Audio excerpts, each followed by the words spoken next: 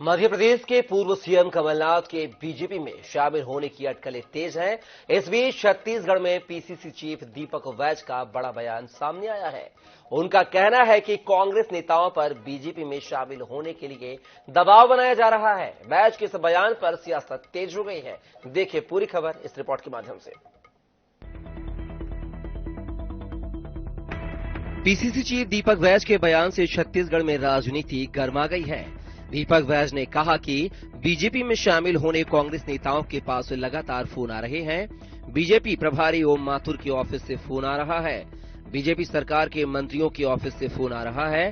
कांग्रेस नेताओं को बीजेपी में शामिल होने पर पद पैसा देने की बातें कही जा रही हैं।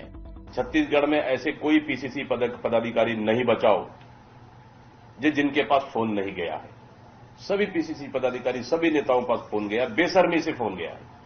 और ये सभी मंत्रियों के ऑफिस से, जहां तक छत्तीसगढ़ के प्रभारी ओम माथुर के ऑफिस से फोन गया है कि आप हमारे भारतीय जनता पार्टी में आ जाइए, हम आपको निगम मंडल में एडजस्ट करेंगे, अगर चाहे आप तो एडवांस में लिखित रूप से ले लीजिए। मतलब इस तरह से लालच भारतीय जनता पार्टी हमारे नेताओं को दे रही है, लेकिन इससे कोई फर्क नहीं पड़ेगा। वैज के इस बयान पर बीजेपी ने पलटवार किया है।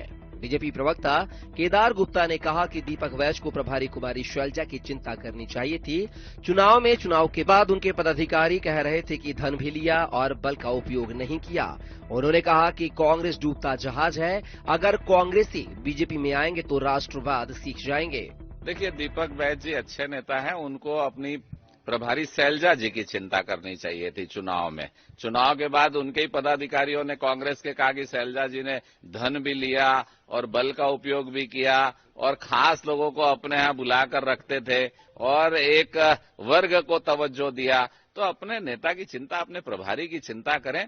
और जहां तक माननीय ओम माथुर जी का सवाल है, तो उनके नेतृत्व में भाजपा ने सत्ता छीनी है कांग्रेस से। छत्तीसगढ़ में बीजेपी 54 सीटों के साथ सबसे मजबूत और बड़ी पार्टी है।